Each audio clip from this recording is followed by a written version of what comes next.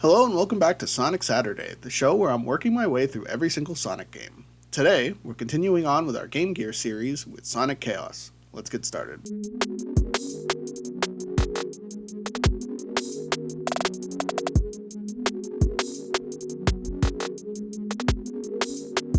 This was fun. It was the more fair and toned down level design of Sonic 1 8-bit and the graphics of Sonic 2 8-bit.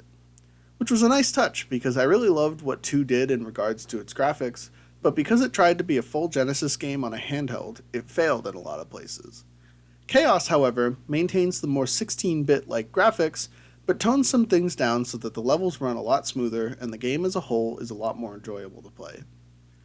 One of the biggest things I loved about this game were the bosses. I always really appreciate in Sonic games when they make the bosses anything other than Robotnik, and it was refreshing to see how many new bosses there were here.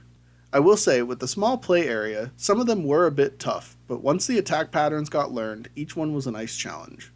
I especially liked the few that had multiple phases.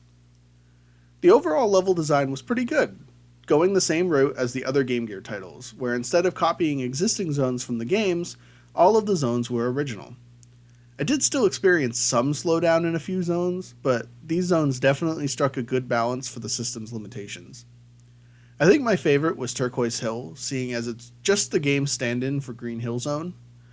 It's also a nice touch for the game to measure the speed you go through the levels. Whether it's actually accurate or not, I wouldn't be able to say, but it did make me feel good when I got a high speed score. Sonic Chaos is incredibly short, only around 45 minutes if you're just rushing through the game, and before I even knew it, I was done.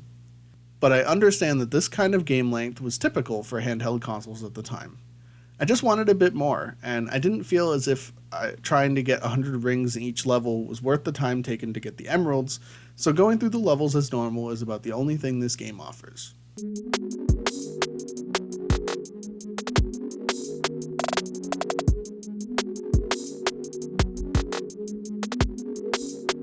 Sonic Chaos was a great blend of 2 games that came before it. For everything that's possible in the Game Gear, I think this is the perfect adaptation of Sonic on it. I'm super curious to see where we go from here. I know the racing games are next. What do you think of Sonic Chaos? Let me know in the comments below and don't forget to subscribe while you're down there. Thanks for watching and I'll see you next time.